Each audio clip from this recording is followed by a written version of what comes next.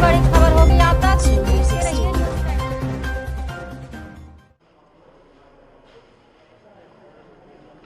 मित्रों, आज मैं अलीगढ़ मंडल और आगरा मंडल के कोविड महामारी की समीक्षा के लिए यहां पर आया हूं। मैंने अभी अलीगढ़ मंडल की समीक्षा ली है। यद्यपि मैं प्रतिदिन प्रदेश में प्रत्येक मंडल की, प्रत्येक जनपद की समीक्षा वहां पे करता हूं, वर्चुअली सभी लोगों से जुड़ता हूं, लेकिन पिछले कुछ दिनों से हम लोगों ने फील्ड में उतर करके भी इस महामारी के खिलाफ चल रहे अभियान की यहां पर समीक्षा शुरू की है। आज मैं अलीगढ़ मंडल में यहां पर आया हूं। पिछले 12 दिनों के अंदर प्रदेश के अंदर अगर कोरोना के एक्टिव केसेस की संख्या हम देखेंगे तो ये संख्या 12 दिन के अंदर 1,06,000 कम हुई है। प्रदेश सरकार ने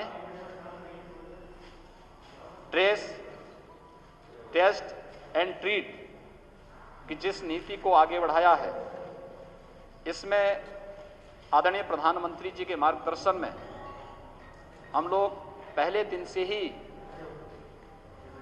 इस अभियान के साथ जुड़े हैं और सेकेंड वेव पर भी हम लोगों ने इसी आधार पर नियंत्रण स्थापित किया है और ये लगातार इस पर हम लोग इसको प्रभावी रूप से इसके संक्रमण की चेन को ब्रेक करने का कार्य कर रहे हैं। व्यापक पैमाने पर टेस्ट हो रहे हैं। प्रदेश के अंदर आज के दिन पर हम लोग 4,36,00,000 से अधिक टेस्ट पूरे कर चुके हैं। प्रदेश के अंदर अगर हम लोग देखेंगे तो फर्स्ट वेव की तुलना में सेकंड वेव में जो हमारे सामने जो सबसे बड़ी समस्या आई थी वह थी कि ऑक्सीजन की डिमांड अचानक बढ़ी, क्योंकि फर्स्ट वेव के समय में चाहे वह हॉस्पिटल रहे हों, चाहे वह होम आइसोलेशन में रहने वाले कोविड पॉजिटिव रहे हों, इनमें से किसी ने भी ऑक्सीजन की डिमांड उस दौरान नहीं की थी, क्योंकि हॉस्पिटल के अपने एग्रीमेंट होते थे ऑक्सीजन, लिक्विड मेडिकल ऑक्सीजन के प्लांट के साथ। तो उस समय कोई भी इस प्रकार की समस्या नहीं इसके साथ खड़ी हुई थी। लेकिन सेकेंड वेव में अचानक समस्या खड़ी हुई और उसके लिए हम आभारी हैं आदरणीय प्रधानमंत्री जी के, जिनके निर्देश पर एयरफोर्स के जहाजों ने और रेलवे, भारतीय रेल ने मदद की और आज ऑक्सीजन एक्सप्रेस के माध्यम से और वायुसेना के विमानों के माध्यम से ऑक्सीजन की आपूर्ति भी कर रहे हैं। उत्तर प्रदेश में 300 मीट्रिक टन की ऑक्सीजन की सामान्य दिनों में खपत होती थी, लेकिन सेकेंड वेव के दौरान यह बढ़ करके 1,000 मीट्रिक टन से ज्यादा हो गई प्रतिदिन। कल ही हम लोगों ने 1,030 मीट्रिक टन की आपूर्ति प्रदेश में की है और ये लगातार चल रही है। प्रदेश के अंदर टीकाकरण की जो स्थिति है, कोविड से बचाव का जो सबसे अच्छा माध्यम है वह है टीका। पहले तो बचाव हम करें, लेकिन सुरक्षा कवच के रूप में टीका हम जरूर लगाएं। और टीका के लिए अब तक प्रदेश ने 1,43,00,000 टीके लगाए हैं 45 प्लस के लोगों को और 2,65,745 टीके लगे हैं 18 से 45 वर्ष की उम्र के लोगों को प्रदेश में अब तक लगाए हैं। और ये टीकाकरण का कार्यक्रम प्रदेश के अंदर सफलतापूर्वक आगे बढ़ रहा है। प्रदेश में वर्तमान में ऑक्सीजन की संभावित संकट को फिर से इस प्रकार की क्राइसिस न हो, इसमें प्रधानमंत्री केयर फंड से प्रदेश को 161 ऑक्सीजन प्लांट लगाने की सहमति मिली है। कुछ पर कार्य प्रारंभ हो चुका है और राज्य सरकार भी अपने संसाधनों से अलग अलग विभागों के माध्यम से, स्वास्थ्य विभाग, गन्ना विभाग, चिकित्सा शिक्षा विभाग, CSR से, MSME और अन्य विभागों के माध्यम से भी ऑक्सीजन प्लांट लगाए जा रहे हैं। हम 377 नए ऑक्सीजन प्लांट के लिए वर्तमान में राज्य के अंदर काम चल रहा है। प्रदेश के अंदर वर्तमान में हम लोगों ने बेड्स की क्षमता भी बढ़ाई है। L2, L3 फैसिलिटी के हमारे पास इस समय बेड्स की संख्या 80,000 के आसपास है और हम लोग निरंतर इसमें वृद्धि कर रहे हैं। हमारा प्रयास है कि थर्ड वेव की जो आशंका व्यक्त की जा रही है, यद्यपि सेकंड वेव में भी आशंका व्यक्त की थी कि उत्तर प्रदेश में प्रतिदिन 5 से 10 मई के बीच में 1 लाख कोविड पॉजिटिव के केस प्रतिदिन आएंगे, लेकिन आज 12 मई है। 12 मई को उत्तर प्रदेश के अंदर कुल 17,000 पॉजिटिव केस आए हैं। हम लोगों ने उन आशंकाओं को निर्मूल साबित किया है, लेकिन लापरवाही और सतर्कता लापरवाही हमेशा छोड़नी पड़ेगी और सतर्कता हमेशा रखनी पड़ेगी। इसी दिशा से हम लोग थर्ड वेव की भी आशंका को ध्यान में रखते हुए अभी से हम लोगों ने इसकी तैयारी भी एक अलग से टीम लगा करके प्रारंभ कर दी है कि पीडियाट्रिक्स के ICU का निर्माण अभी से हर जनपद में प्रारंभ हो, उनकी ट्रेनिंग के कार्यक्रम हो। पोस्ट कोविड का जो एक इफेक्ट देखने को मिला है ब्लैक फंगस के रूप में, इसकी ट्रेनिंग और इसके उपचार की प्रॉपर व्यवस्था हम लोगों ने लखनऊ से प्रारंभ कर दी और 1-2 दिन के अंदर हमारे एक जनपद में इसके बारे में वर्चुअली इसका सेमिनार करके इस कार्यक्रम को आगे बढ़ाने वाले हैं और इन चीजों को तेजी के साथ आगे इस कार्यक्रम को आगे बढ़ाने की प्रक्रिया हमारी चल रही है। हम लोगों ने जो हमारे बड़े मेडिकल कॉलेजेज हैं, बड़े हॉस्पिटल हैं, वहां पे LMO प्लांट या एयर सेपरेटर प्लांट ऑक्सीजन आपूर्ति के लिए लगाए हैं, लेकिन जो दूर दराज के जो हमारे CSC हैं उनमें भी ऑक्सीजन की आवश्यकता लोगों को पड़े, इसके लिए 20,000 से अधिक हम लोगों ने अब तक ऑक्सीजन कंसंट्रेटर पूरे प्रदेश के अंदर उपलब्ध करवाए हैं। ये ऑक्सीजन कंसंट्रेटर ऑक्सीजन की आपूर्ति वहां पर आराम से 5 घंटे ऑटोमेटिक वो चलते हैं, एटमॉस्फेयर से ही वे ऑक्सीजन लेते हैं, उसके माध्यम से इसको चलाने का काम कर रहे हैं और सफलतापूर्वक ये प्रदेश के अंदर संचालित हैं। अलीगढ़ मंडल में आज मैं आया हूं। अलीगढ़ मंडल में यहां पर एक्टिव केस की संख्या अब कम होती जा रही है। पिछले एक सप्ताह में यहां पे लगभग 200 से अधिक एक्टिव केस कम हुए हैं। पॉजिटिविटी रेट में निरंतर गिरावट है। अगर ओवरऑल कमिश्नरी का हम देखेंगे तो यह पहले 20% के आसपास थी, अब यह घट करके 5% के आसपास है और हमारा प्रयास है कि इस पॉजिटिविटी रेट को और भी कम लाने के लिए इसके लिए हर एक जनपद को टेस्ट बढ़ाने के लिए कहा गया है। प्रदेश में ऑक्सीजन की आपूर्ति की व्यवस्था सुनिश्चित करने की पूरी व्यवस्था की जा रही है। इसमें ऑक्सीजन के टैंकर भेजे जा रहे हैं, लिक्विड मेडिकल ऑक्सीजन निरंतरता इसमें बनी रहे इन कार्यों को। और मुझे यहां पर देख करके इस बात की प्रसन्नता है कि ऑक्सीजन कंसंट्रेटर के निर्माण की कार्रवाई अलीगढ़ में प्रारंभ भी हो रही है, उसका ट्रायल चल रहा है और सफलतापूर्वक ट्रायल होने के बाद अलीगढ़ में उसके कार्यक्रम को हम आगे बढ़ा सकते हैं।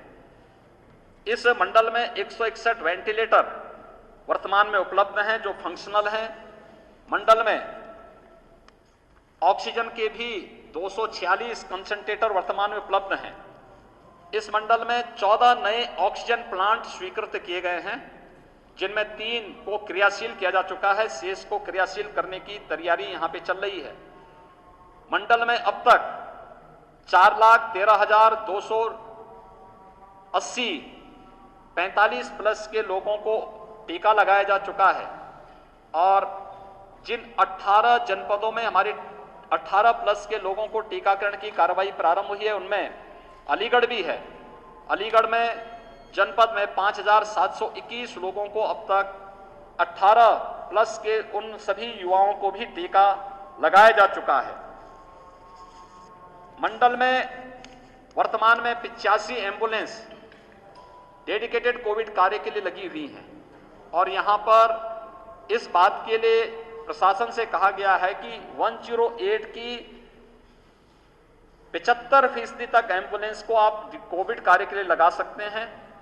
हर जनपद में महिला और बच्चों के लिए एक डेडिकेटेड हॉस्पिटल अलग से बनाएं। इसके अलावा यह भी व्यवस्था की गई है कि नॉन कोविड पेशेंट को और कोविड पेशेंट के लिए टेली कंसल्टेशन की सुविधा और उनके लिए नॉन कोविड पेशेंट के लिए हर जनपद में जो गंभीर रोगी हैं उनके लिए अलग से उपचार की व्यवस्था भी हर एक जनपद में हो। जो जीवन रक्षक दवाओं की आपूर्ति की कार्रवाई भी यहां पर प्रारंभ की जा रही है। आज मैं यहां पर एएमयू में हम लोगों ने यहां पर समीक्षा इन सब बातों को लेकर के की है, जिसमें 4 अलीगढ़ मंडल यहां पे प्रत्यक्ष था, यहां के जनप्रतिनिधि थे। शेष अन्य जनपदों में वर्चुअली मैं जुड़ा था और वे सभी लोग अपनी बातों को उनसे मैंने यहां पर अपनी बातों को उन्होंने बताया, मैंने उनके साथ शेयर किया। एएमयू में मेरा आने का एक और उद्देश्य था कि मीडिया में कतिपय उसमें एक खबरें चल रही थी, एएमयू में बहुत सारे प्रोफेसर या बहुत सारे लोगों की मृत्यु हुई है कोविड के कारण। मैंने कल और परसों दोनों दिन एएमयू के वीसी साहब से भी चर्चा की थी और उन्होंने मुझे इस बारे में बताया कि हाँ, एएमयू में यहाँ पर 16 ऐसे लोग हैं जिनकी कोविड से मौत हुई है, जिनमें 10 की यहाँ हुई, 4 की अलग अलग स्थानों पर हुई और 2 दिल्ली में जिनकी मौत हुई थी। लेकिन इसमें सबसे बड़ी बात यह कि जो पहले चरण में वैक्सीनेशन के कार्यक्रम में लोग वैक्सीन नहीं लगा पाए थे, उस कारण से भी ये चीजें हुई हैं। लेकिन अब वैक्सीनेशन के कार्यक्रम के साथ सभी जुड़ चुके हैं और ये वैक्सीनेशन के कार्यक्रम के साथ जुड़ना ये अपने आप में एक सुरक्षा कवच प्रदान करता है। यहां पर ऑक्सीजन की आपूर्ति के लिए उन्होंने डिमांड की थी, राज्य सरकार ने उन्हें ऑक्सीजन आपूर्ति एलएमओ कल से प्रारंभ कर दी है और भी हमने उनको कहा है कि जो भी अन्य आवश्यक संसाधन और सुविधाओं की आवश्यकता पड़ेगी, लोकल एडमिनिस्ट्रेशन, एएमयू प्रशासन, जनप्रतिनिधि मिलकर के इस कार्यक्रम को तेजी के साथ आगे बढ़ाने का कार्य करें। एक एक व्यक्ति का जीवन अमूल्य है। इस समय मानवीय संवेदना सबसे महत्वपूर्ण है। हर एक पीड़ित के प्रति हमारी संवेदना होनी चाहिए और उसको हम संवेदनशील तरीके से बचाने का कार्य कर सकें, यह आज की सबसे बड़ी आवश्यकता है। और मैं अभिनंदन करूंगा अपने सभी हेल्थ वर्कर्स का, उन सभी कोरोना वॉरियर्स का जो इस कार्य के साथ मजबूती के साथ जुड़े हुए हैं और एक एक व्यक्ति के जीवन को बचाने का कार्य कर रहे हैं। मेरी आप सबसे भी अपील है कि बचाव सर्वोत्तम उपाय है, लेकिन अगर कहीं किसी में कोई लक्षण है, किसी को आशंका हो, तत्काल जांच करवाएं। जांच कराने से भागे ना। देखिए, बीमारी को छुपाने से बीमारी समाप्त नहीं हो जाती, वो विकराल रूप धारण करती है। इसलिए आपके पास हमने एक सिस्टम बनाने का प्रयास किया है। हम एक महामारी से लड़ रहे हैं, इसलिए बीमारी को छुपाए ना, बताएं। सरकार हर प्रकार की सुविधा दे रही है, वैक्सीन फ्री दे रही है, दवा फ्री कर रही है, सब कुछ फ्री कर रही है, भारत सरकार पूरा सपोर्ट कर रही है। इसमें बीमारी को छुपाने से अच्छा हम उपचार कराने में तत्काल आगे आए और जो भी गाइडलाइन उसका पालन करें। प्रत्येक नागरिक इस बात को ध्यान में दें कि कहीं भी कोई ऐसी स्थिति ना आने पाए जहां पर कहीं संक्रमण की चेन स्प्रेड होती हो। इसको ब्रेक किए जाने की आवश्यकता है। इसलिए मेरी सबसे अपील है कि हम, और खासतौर पर मीडिया के माध्यम से, हम पब्लिक में अवेयरनेस पैदा करें। हाई रिस्क कैटेगरी के लोग, यानी 60 साल से ऊपर, 10 वर्ष से छोटी उम्र के लोग, बच्चे, गर्भवती महिलाएं, गंभीर रोग से ग्रसित कोई भी व्यक्ति या कम इम्यूनिटी के व्यक्ति, ये लोग घर के बाहर न निकलें, घर में भी मास्क लगाएं। दूसरा, हम इस चीज का पालन करें कि अगर किसी भी व्यक्ति को बाहर निकलना आवश्यक हो, सामान्य नागरिकों को भी, वे मास्क जरूर पहने। कोई चीज का लेन देन कर रहे हैं तो उन स्थितियों में हम लोग ग्लव्स जरूर पहने या सैनिटाइजर से हाथ जरूर साफ करें और पूरी सतर्कता के साथ इस कार्यक्रम के साथ जुड़ें। ये टीम वर्क ही रिजल्ट देगी और ये टीम वर्क ने ही ये रिजल्ट दिया है।